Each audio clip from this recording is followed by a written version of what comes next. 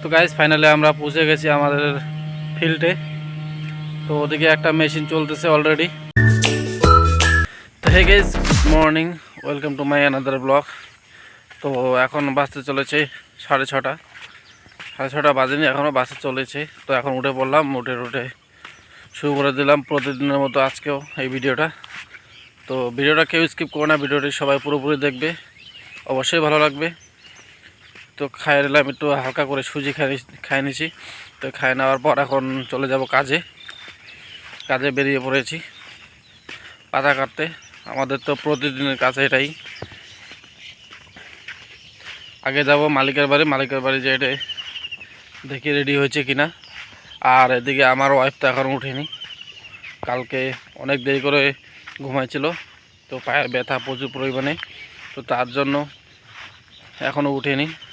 আর ও উঠতে অলরেডি দেরি করে। আগে যাই মালিকের বাড়ি, যে এটা তারপর দেখা হচ্ছে। তো আজকে শরীরটা এত পরিমাণে নার্ভাস লাগছে, আর এই জায়গাটা ব্যথা করতেছে, কারণ পাতির টবলা ধরতে যেই জায়গাটা ধরতে পাতি নিতে ব্যথা উঠে গেছে কালকে। তো আজকেও ব্যথাটা এখনও কমেনি, খুবই প্রবলেম হচ্ছে। তো তবুও কাজে যেতে হবে, কারণ কাজ না করলে খাওয়া নেই। আর এদিকে কাজ করতে করতে তোমাদের সাথে ভিডিও বানাচ্ছি, কাজও করব, ভিডিও বানাবো, উপায় নেই। আমার এই ভিডিওটি লাইক করো এবং শেয়ার করো। আর যারা এই ভিডিওতে নতুন, অবশ্যই চ্যানেলটি সাবস্ক্রাইব করতে ভুলো না। আর এদিকে দেখো, এর আগের ভিডিওতে দেখেছিলাম এটি একদম জলে ভরপুর হয়ে গেছিলো। তো অলরেডি জল কমে গিয়েছে। তো গাইস ফাইনালি আমরা পৌঁছে গেছি আমাদের ফিল্ডে।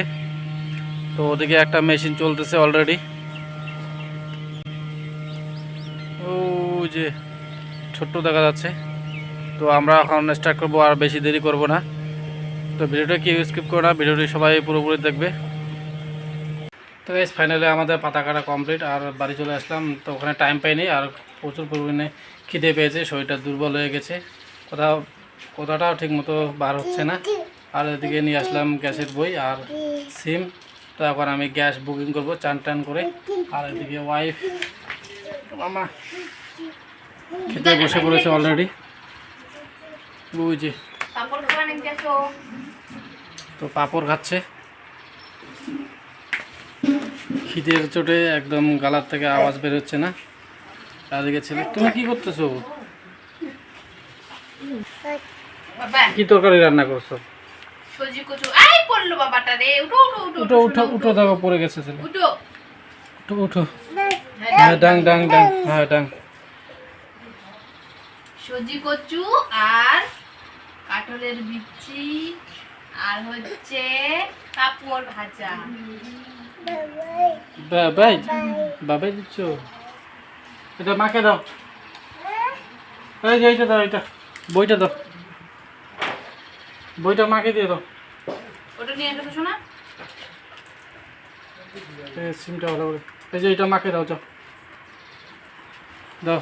মাকে দাও, দেখিস পড়বে সিমটা পড়বে।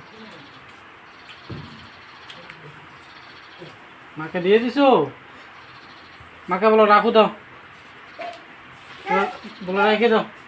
হ্যাঁ না। তো আগে চান করে খাওয়া দাওয়া করে নিই, তারপর তোমাদের সাথে কথা বলছি। তো গাইস ফাইনালি আমার চান করা কমপ্লিট হয়ে গেল, আর দাড়িটা কেটে নিয়েছি, কারণ প্রচুর পরিমাণে গরম করতেছে আর ভারী ভারী লাগতেছে মুখটা। আর এদিকে আমার খাওয়ার রেডি। আর দাড়িটা কেটে কেমন লাগছে অবশ্যই কমেন্টে জানিও তোমরা সবাই। ঠান্ডা জল নিয়ে এসো বেশি করে। তো চলো আগে খাওয়া দাওয়া করে নিই, তারপর তোমাদের সাথে দেখা হচ্ছে।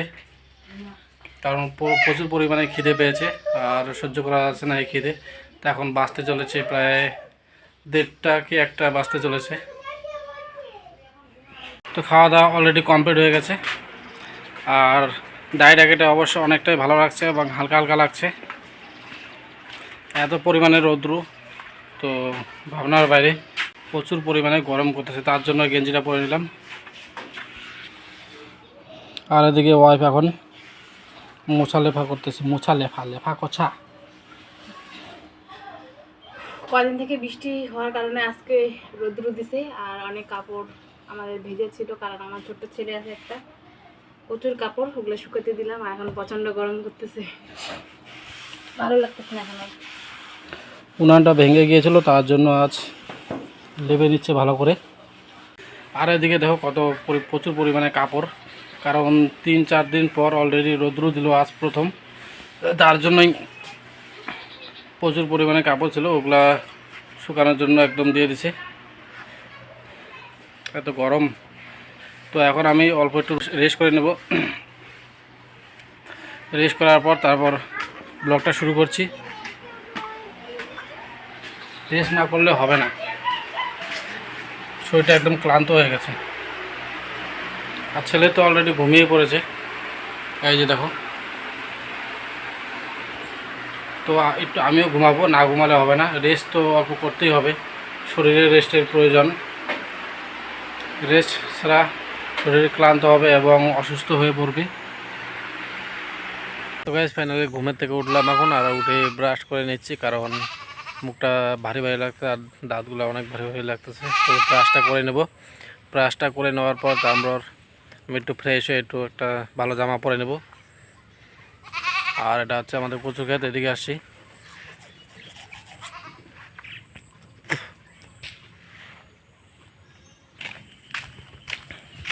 তো গাইস ফাইনালি আমি চলে আসলাম দুধ নিতে, এদিকে দোকানে খরচ করব, আর আমার অলরেডি ফ্রেশ হয়ে গেছি, আমি এদিকে চলে আসছি ফ্রেশ হয়ে।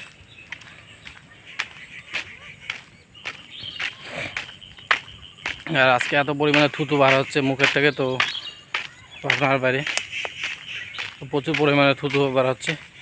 তো কৃমিও হয়নি, অলরেডি কী যে হয়েছে বলতে পারছি না, তো তোমরা জানলে অবশ্যই কমেন্টে জানিও।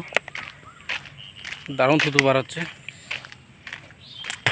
কৃমির ওষুধ খেয়েছিলাম এর আগে 2-3 বার, প্রায় 1 সপ্তাহ আগে, তো এখনও পালাচ্ছে না এই থুতুর জন্য ওষুধ নিয়েছি, তো তবুও পালাচ্ছে না। আর এদিকে চলে আসি দুধ নিতে। তো এই বাড়িতে আমরা এখন দুধ নেব, দেখি দুধ আছে কি না। তো চলো দেখি দুধ আছে কি না। আর তো দুধ না কমপ্লিট, আমি এখন যাব দোকানে, দোকান থেকে খাওয়া নিয়ে আসি। আর এদিকে আমি এখন দুধ নিয়ে নিয়েছি, এখন চলে যাব বাড়ি। এই বাড়িটিতে আমরা দুধ নেই। তো এখানে রয়েছে 1/2 কিলো দুধ।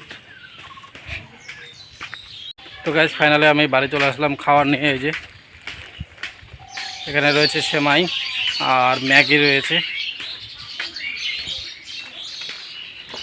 তো বাড়িতে এসে দিকে আমার বাড়িতে নেই, আর শরীরটা এত অসুস্থকর লাগছে, মনে হচ্ছে জ্বর আসবে, তো তার জন্য আজ কথা বলতে ইচ্ছে করতেছে না। আর ওয়াইফ গেছে আমাদের এই বাড়িতে।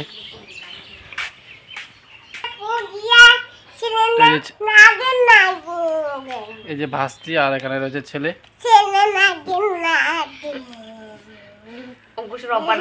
हिंदी से बोलो तो जरा, बोले बोले हाय गाइस,